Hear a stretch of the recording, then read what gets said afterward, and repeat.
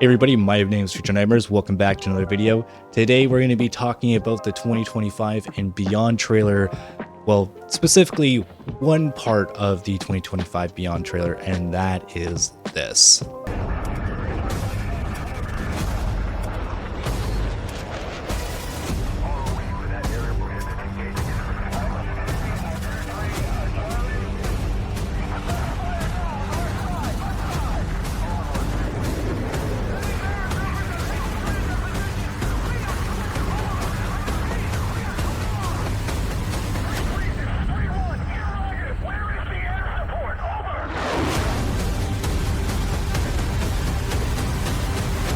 That's right, ladies and gentlemen, they are bringing the F-35A into DCS, and it definitely made my jaw hit the floor because that was definitely very unexpected and a very bold move by Eagle Dynamics to be putting this aircraft into development.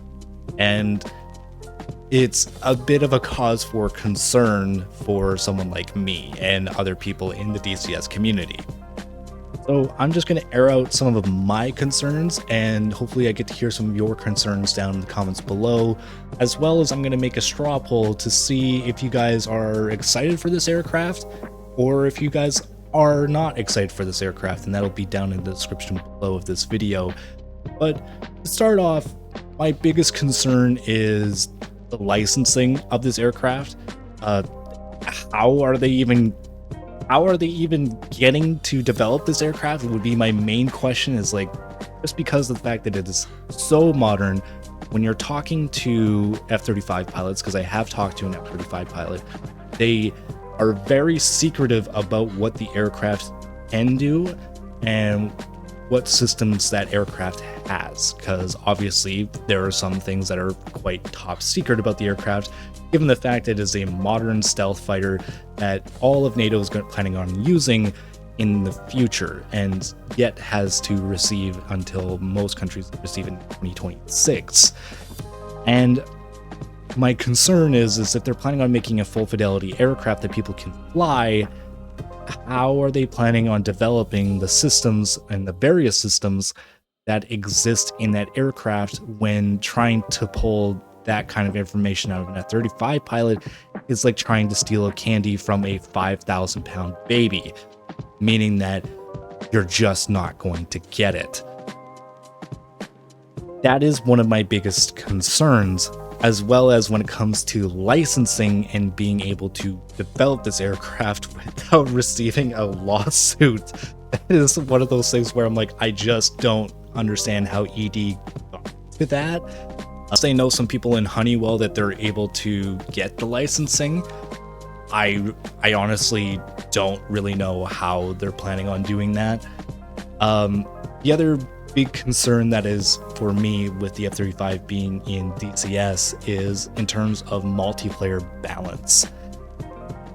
Look, it is a modern stealth aircraft that has been shown in demonstrations, and when they're doing these demonstrations, they're basically placing one F-35 against X amount of F-16s, and it mops the floor with them every single time. I believe in one story it was like one F-35 versus 5 F-16s, and was able to shoot down every single one aircraft while the F-16s couldn't even see it.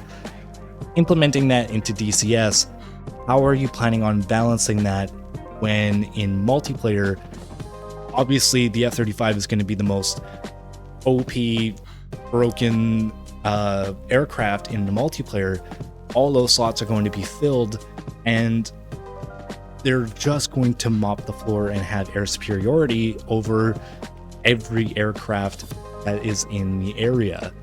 And especially with the fire control system that it has, where it can fire AIM-9Xs 90 degrees above the F-35, dogfighting it's not going to be something that you're going to be able to do. You're not going to be able to really go beyond visual range with it.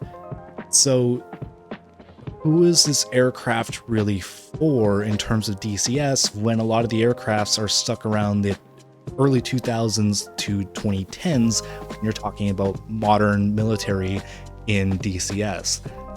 So my question really is, who is this aircraft for?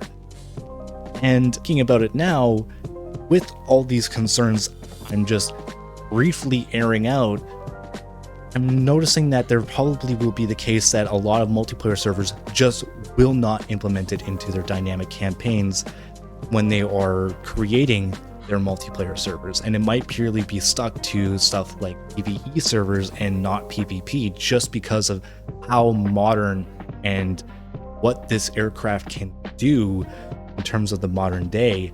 And that is a really big concern if you're planning on dropping, I would assume, roughly about $70 to $80 on this aircraft that you can't even fly in PvP servers if you're planning on going multiplayer. In PvE, it's going to be a lot of fun, and I know for me that I'm not going to be spending $80 or $70 or even $50 on a full fidelity aircraft that I'm just not going to be able to fly in PvP servers and be variously stuck to single player missions, campaigns, and PvE servers. I feel like that would be kind of a waste of money for someone like me. But in the end, there's just a lot of concerns that I have in terms of balancing, in terms of how you're planning on implementing campaigns with this aircraft. I don't personally think this was a good move by ED. It's bold, it's getting people talking, which is good if you're planning on trying to get more players to DCS, but I don't know if this was a really good move at all. I have a lot of concerns with this aircraft being implemented into DCS. How about you let me know what your concerns are with this aircraft being implemented in DCS, and whether you even want this aircraft in DCS. I will have a straw poll down in the description below. Curious to see what you guys think, and if you are excited or if you're not excited for this aircraft, let me know, and I will catch you all later. Peace out.